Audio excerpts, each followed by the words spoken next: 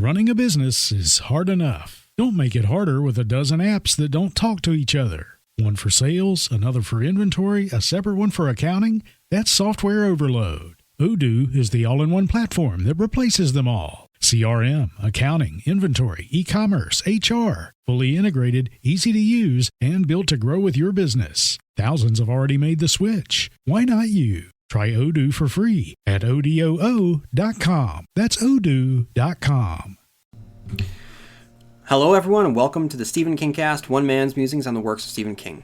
Once I reviewed each of his works in the chronological order of publication, but Ka is a wheel, it all goes round again, and here I am once more back at the beginning on a new phase of the journey, to examine each of the endings of the works of Stephen King, to determine whether or not King deserves his reputation for having an inability to successfully land his endings. The focus of the podcast is going to be to examine the climax, the falling action, and the resolution of the endings of each of his novels and break it down by character, themes, conflict, and plot to determine whether or not it meets the criteria of being an objectively good ending. I will also weigh in on whether or not I happen to personally like the ending. This week, I'm going to be examining the conclusion to Christine. So, in order for me to discuss Christine, I'm going to read the Wikipedia summary so that we have a basis for the ending. So, this is from Wikipedia. In the summer of 1978, while high school student Dennis Gilder is riding home from work with his friend, nerdy teen Arnold Arnie Cunningham, Arnie spots a dilapidated red and white 1958 Plymouth Fury parked behind a house. Arnie makes Dennis stop so he can examine the car, despite Dennis's attempts to talk him out of it. Roland D. LeBay, an elderly gentleman wearing a back brace, sells the car, which he had named Christine, to Arnie for $250. While waiting for Arnie to finish the paperwork, Dennis sits inside Christine and has a vision of the car and the surroundings as they were when the car was new 20 years before. Frightened, Dennis decides he dislikes Christine. Arnie brings Christine to a do-it-yourself garage run by Will Darnell, who is suspected of using the garage as a front for illicit operations. As Arnie restores the car, he becomes withdrawn, humorless, and cynical. However, he is also more confident and self-assured than usual. Dennis is puzzled by the changes in Arnie and Christine. The repair work proceeds haphazardly, and the more extensive repairs which Arnie can hardly afford does not appear to be done by Arnie himself. Arnie's appearance improves in tandem with Christine's. His severe acne clears up and he becomes more self-assured and cocky. When LeBay dies, Dennis meets his younger brother, George, who reveals LeBay's history of anger and violent behavior. George also reveals that LeBay's small daughter choked to death on a hamburger in the back seat of the car, and that LeBay's wife, depressed by the loss of her child, committed suicide in its front seat by carbon monoxide poisoning.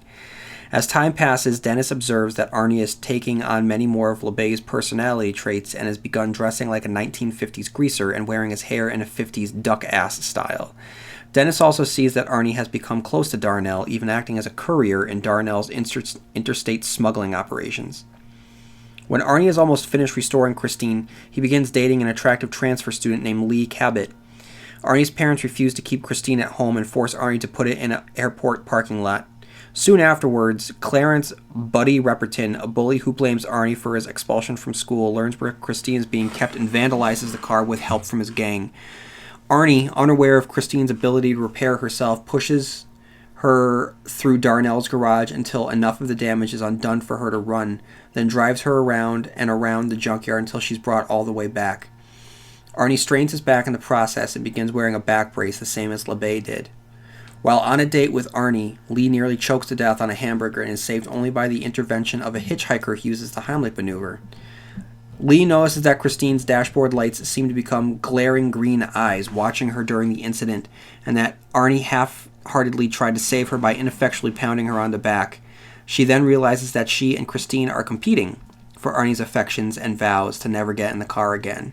A number of inexplicable car-related deaths occur around town. The victims include Darnell, Buddy, and all but one of his accomplices in the vandalism. The police find evidence linking Christine to each of the murders, but none is found on the car itself. A detective named Rudy Junkins becomes suspicious of Arnie despite his airtight alibis. It is revealed that Christine, possessed by LeBay's vengeful spirit, is committing these murders independently and repairing herself after each one. Lee and Dennis begin their own relationship, unearthing details of Christine and LeBay's past. Dennis speculates that LeBay may have deliberately sacrificed his daughter and wife to make Christine a receptacle for his own spirit. They also compare Arnie's signatures from before and after his purchase of Christine with LeBay's. One evening, Arnie stumbles upon Lee and Dennis being intimately close in Dennis's car, sending him into a rage. Soon after, Junkins is mysteriously killed in a car crash. Knowing that they are next, Dennis and Lee devise a plan to destroy the car and save Arnie. While Arnie's out of town visiting a college, Dennis and Lee lure Christine to the garage and batter her to pieces using a septic tanker truck named Petunia, which is rented by Dennis. Dennis briefly witnesses LeBay's spirit attempting to make him stop before the wreckage is crushed. Dennis learns that Arnie and his mother were both killed in a highway accident, while Christine earlier killed Arnie's father. Witness accounts led Dennis to believe that LeBay's spirit, tied to Arnie through Christine, fled to Plymouth and attempted to repossess Arnie, but Arnie fought him at least to a draw, resulting in the fatal wreck. 4 years later, Dennis and Lee have ended their relationship. He reads about a freak car accident in Los Angeles in which a drive-in theater employee, the last surviving member of Buddy's gang, was struck and killed by a car that smashed through a cinder block wall. Dennis speculates that Christine might have rebuilt herself and is setting out to kill everyone who stood against her, saving him for last. Okay, so before I talk about the conclusion to Christine, I want to go back in time about, 5 years, and talk about what a joy it was for me to revisit Christine for the purposes of this podcast. If you have not listened to my review of Christine, I just ask you personally to please listen to it, because the introduction is still the favorite thing that I've done for the podcast, and this is for the purpose of the podcast. On the initial go around, it was the second time I had read Christine. The first, of course, being when I read it for the first time when I was 13, which was prior to me owning a car and being that age and understanding the love that gets interwoven with one's first car. So the world just opened up to me in a way that was not ready for me when I first read Christine. So I really enjoyed rereading Christine for the purposes of the podcast. I'm really proud of the podcast episode that I did on Christine. So I was, excited to talk about the ending of Christine once again, because this is a story that has grown in my estimation since rediscovering it for the podcast about 5 years ago or so, and I really enjoy the John Carpenter adaptation as well. So I was excited to discuss the ending here, and so in order for us to discuss whether or not this is both objectively a good ending and subjectively an ending that I happen to like, let's talk about what makes up a good ending, criteria for a good ending. Does it provide an appropriate conclusion to its characters that are consistent with the characters' actions, conflicts, or themes of the book? All right. I would say not really. The main character, Arnie, is shuffled out of the story off page. You can argue that it lends an unpredictability to the final showdown with Dennis, Lee, and Petunia. But for the story to spend so much time with Arnie only to kill him off in a sequence that we're not privy to and only find out about it after the final conflict, that's a choice.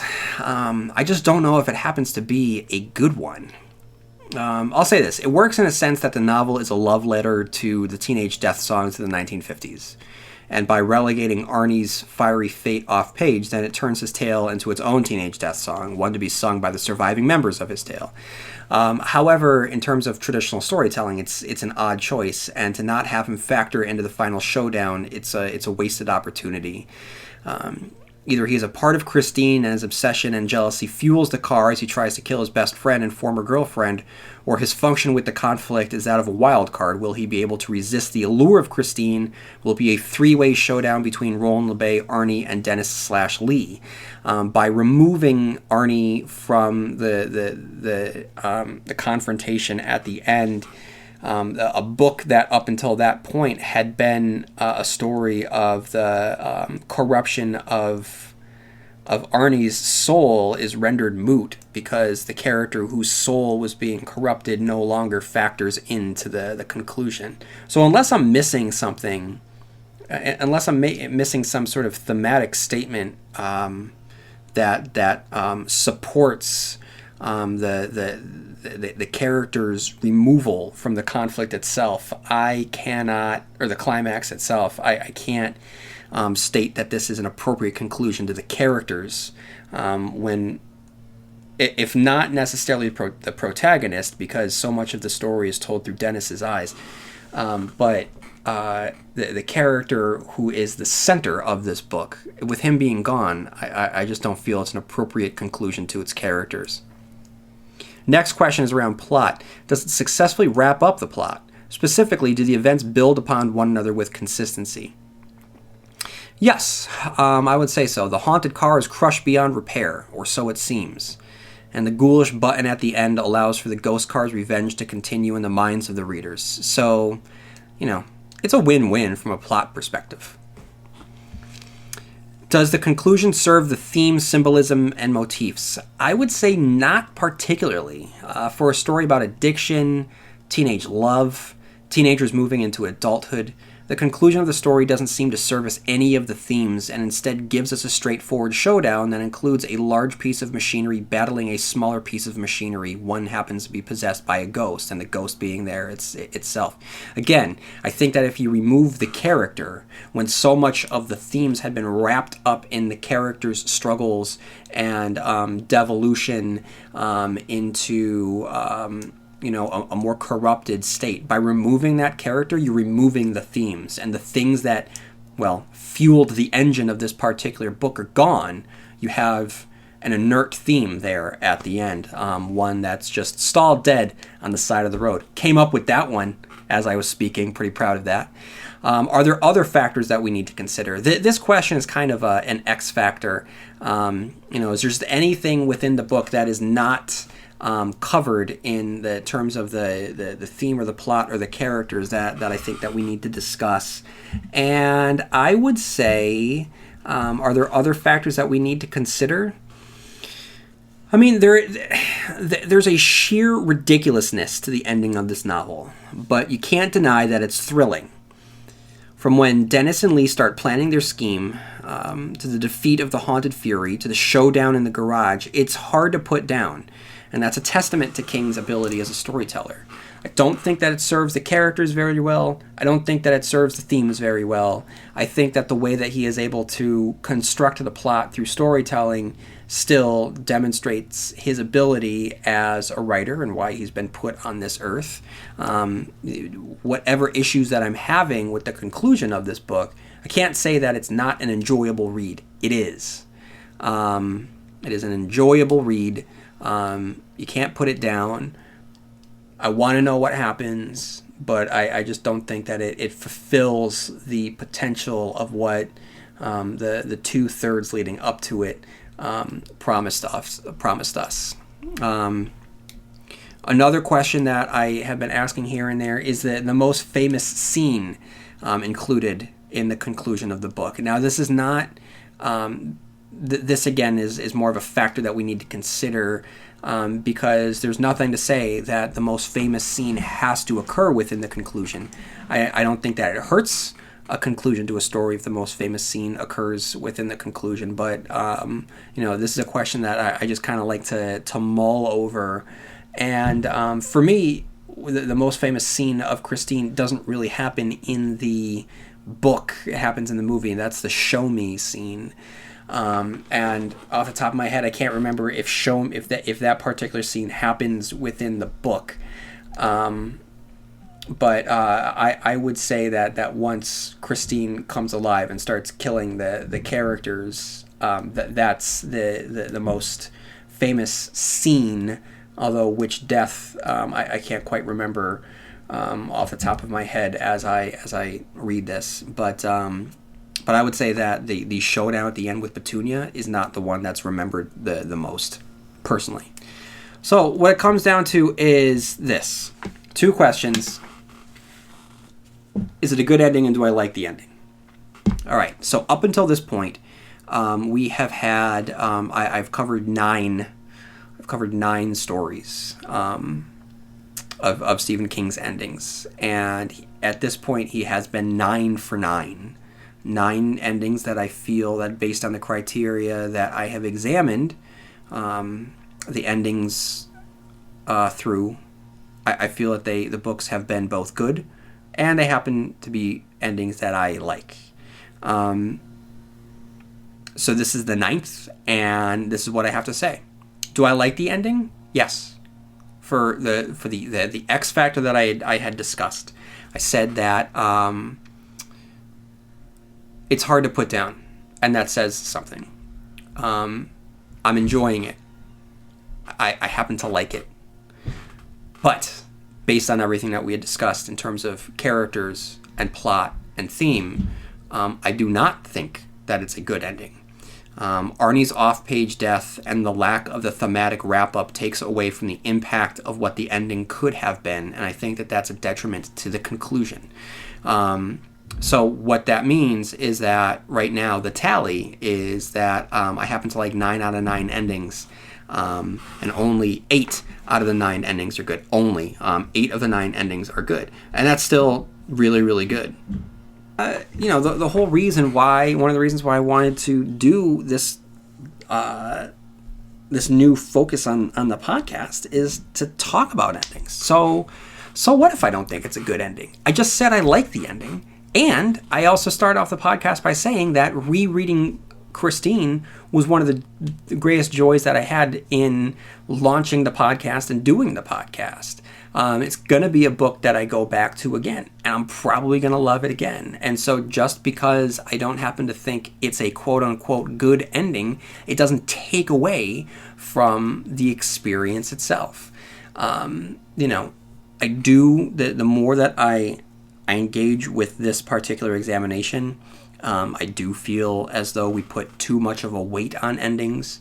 If anything, we should learn from Roland Deschain that if we focus on the destination and not the journey so much, we may be punished for that. And the one doing the punishing, it's ourselves.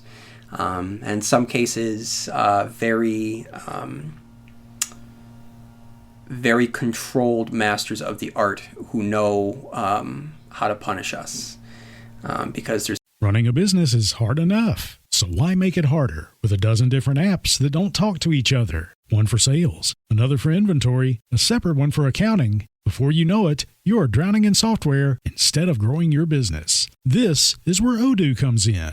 Odoo is the only business software you'll ever need. It's an all-in-one, fully integrated platform that handles everything. CRM, accounting, inventory, e-commerce, HR, and more. No more app overload. No more juggling logins. Just one seamless system that makes work easier. And the best part, Odoo replaces multiple expensive platforms for a fraction of the cost. It's built to grow with your business, whether you are just starting out or already scaling up. Plus, it's easy to use, customizable, and designed to streamline every process, so you can focus on what really matters, running your business. Thousands of businesses have made the switch, so why not you? Try Odoo for free at odoo.com. That's ODOO.com. There's definitely times when endings reflect the fact that the artist does not want to give us what he or she knows what we want.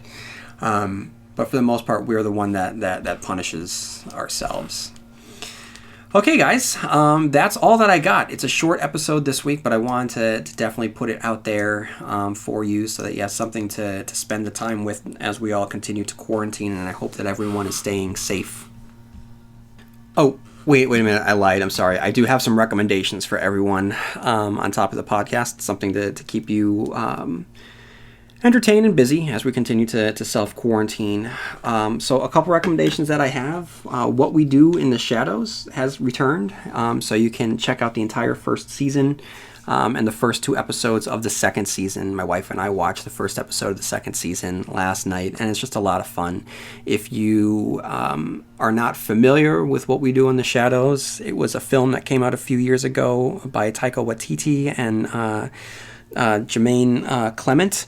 They both had worked on Flight of the Conchords, and of course, Taika Waititi has blown up. He is now an Oscar winner with Jojo Rabbit, but Thor Ragnarok is where it's at, and now he's working Thor Love and Thunder. Can't wait for that. But so they executive produce it, and it's run by a different crew, but it definitely has the spirit of the movie, which was a lot of fun. And if you just want 28 minutes of vampire hijinks and mockumentary, then this is the show for you.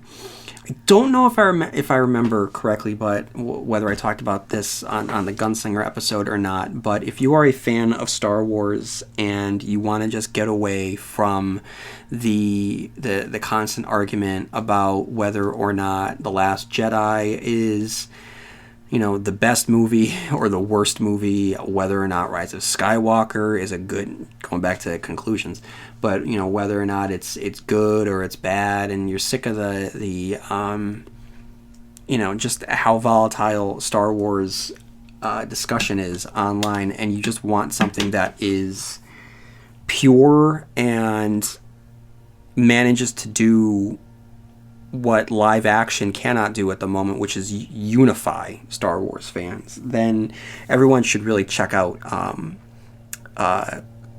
Star Wars Clone Wars and Star Wars Rebels. I just concluded Star Wars Rebels. I had put off on watching it because I had been such a fan of the Clone Wars, but Rebels I wound up falling in love with, and it is just a good show that captures the spirit of the original trilogy while being its own thing. It blends time periods so well in the lead up to A New Hope. There's still elements of the Clone Wars still existing in the galaxy, from whether it be clone troopers still around, or remnants of separatist droids still around, or like logistically ships and military wear would still, from the separatist army and the Republic army, would still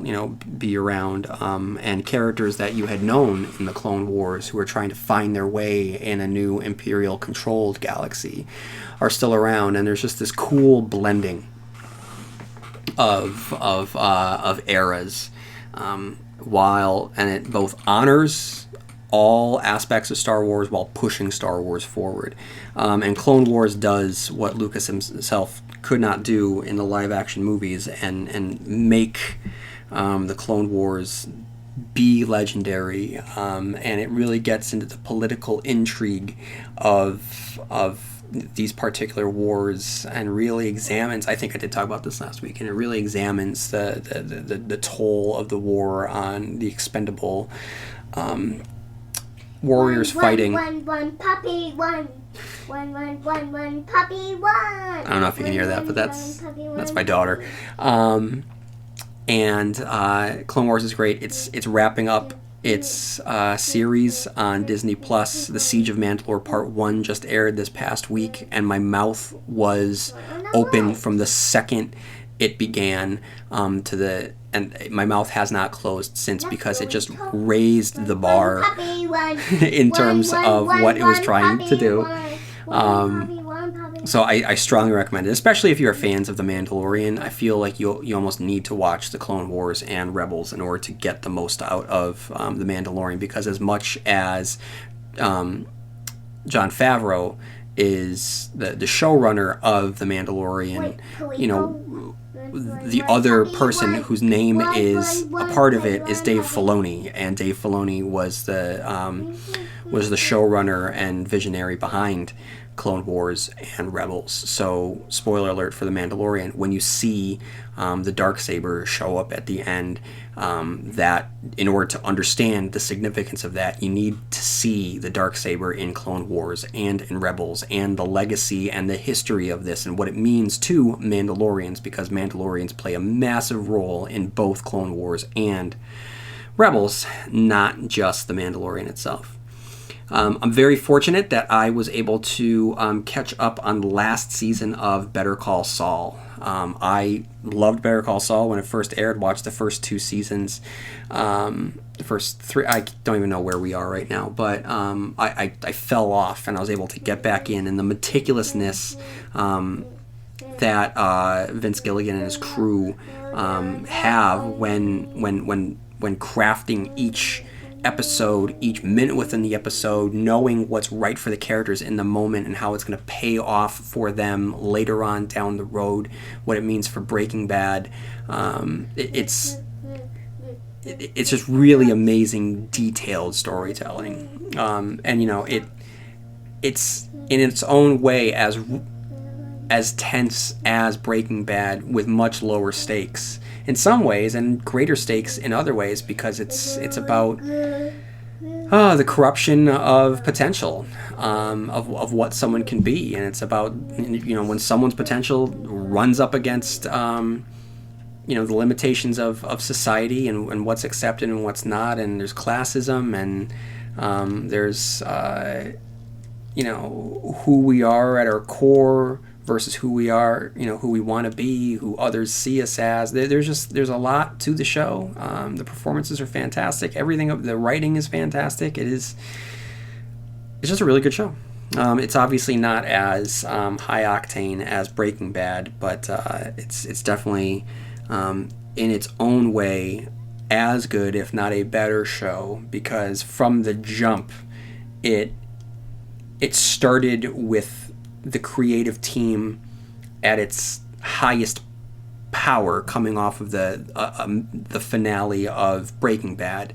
So this is a creative team that was fully in control of their storytelling capabilities, whereas you know, Breaking Bad had to figure out you know, the show that it wanted to be. By the time it concluded, they knew these characters so well that they knew exactly what Better Call Saul needed to be.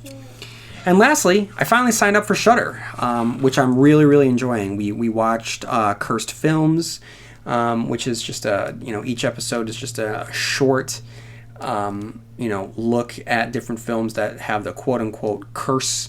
They look at Poltergeist, they look at The Omen, they look at Twilight Zone, they look at The Crow, you know, and you know, these movies obviously don't have curses, but they're kind of famous for having curses, and you know, it shows the human part and the human toll and the human tragedy that occurs when we say that these movies are cursed, and really play it up and romanticize it. So you know, we watched that, and we watched Channel Zero Dream Door. I'm a huge fan of the first season of Channel Zero, Candle Cove, and then, you know, I admired the subsequent 2 seasons. I don't even think I finished the meat, whatever the meat one was. What's it called? I can't remember. I liked them. I think there's a lot of talent there, but it just didn't. To me, it didn't live up to the hype, the heights of Candle Cove. And I really liked Dream Door. I think it was like maybe 2 episodes too long, but I still strongly recommend it. There's definitely some super creepy stuff that occurs within it.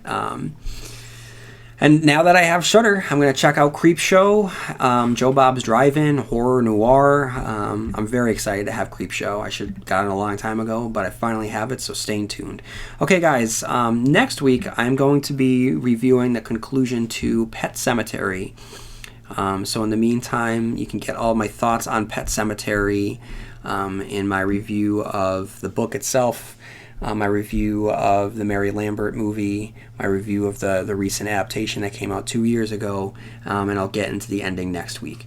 If you have any thoughts about the ending of Christine that I might have missed, or any of the endings that we had talked about already, or the ending of Pet Sematary, you can always write into stephenkingcast@yahoo.com, and if you have a couple minutes on your hands, leave a review, because that would really help me out as well. And that's all I got for this week.